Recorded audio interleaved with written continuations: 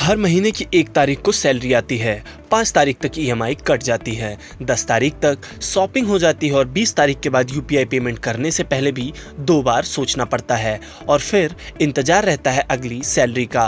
अगर आपकी कहानी भी यही है तो समस्या आपकी सैलरी की नहीं बल्कि यह पैसे संभालने का तरीका हो सकता है। आज हम आपको ऐसे आसान तरीके बताएंगे जिन्हें अपना कर आप महीने के आखिर तक पैसों के टेंशन से काफ़ी हद तक बच सकते हैं। सबसे पहले एक बात समझिए, बहुत से लोगों को लगता है कि अगर मेरी सैलरी बढ़ जाएगी तो बचत अपने आप होने लगेगी, लेकिन सच्चाई इससे बिल्कुल अलग है। जैसे जैसे सैलरी बढ़ती है वैसे वैसे खर्च भी बढ़ने लगता है। नया मोबाइल, महंगे कपड़े, बाहर खाना, ऑनलाइन शॉपिंग और नई नई ईएमआईज, यानी कमाई बढ़ी लेकिन बैंक बैलेंस वही का वही रह गया।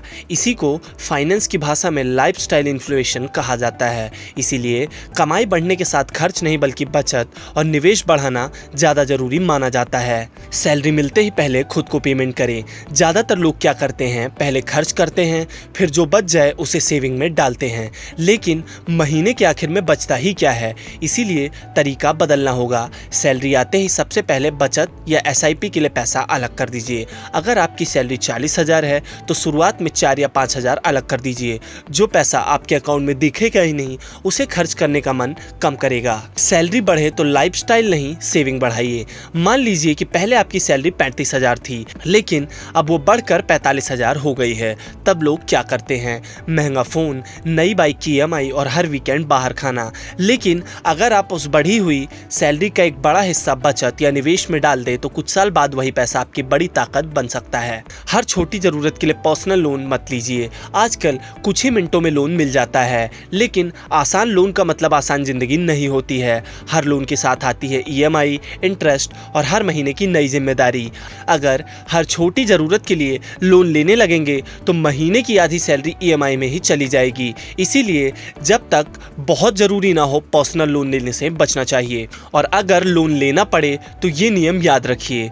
कई बार लोन लेना मजबूरी भी होता है, लेकिन तब भी एक नियम हमेशा याद रखें, आपकी कुल ईएमआई आपके महीने की आय से 25 से 30% के बीच में ही रहनी चाहिए। अगर ईएमआई से ज़्यादा हो गई तो घर का खर्च चलाना मुश्किल हो सकता है। यानी पहले अपनी कमाई का हिसाब लगाइए, फिर लोन का फैसला कीजिए।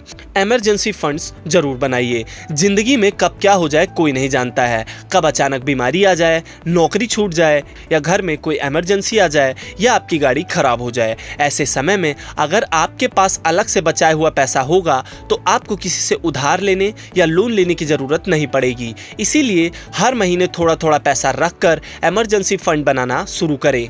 क्रेडिट कार्ड आपका दोस्त भी है और दुश्मन भी।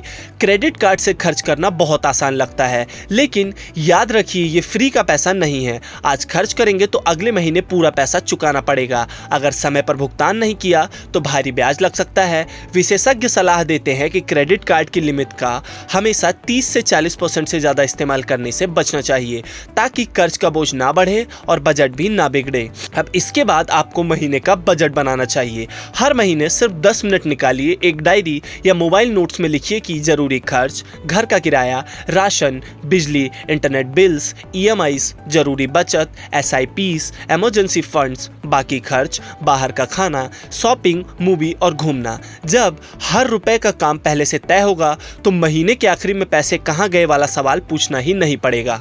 अब आइए आपको बताते हैं कि याद रखने वाली 6 सबसे जरूरी बातें कौन सी हैं। सैलरी आते ही सबसे पहले बचत करें। कमाई बढ़े तो खर्च नहीं, इन्वेस्टमेंट पे ध्यान देना चाहिए। बिना जरूरत पर्सनल लोन लेने से बचें। ईएमआईज हमेशा आय के हिसाब से 25 से 30% के भीतर रखें। इमरजेंसी फंड्स जरूर बनाइए। क्रेडिट कार्ड सोच समझकर इस्तेमाल करें। आखिर में बस एक बात, अमीर बनने की शुरुआत बड़ी सैलरी से नहीं होती है, अच्छी आदतों से होती है।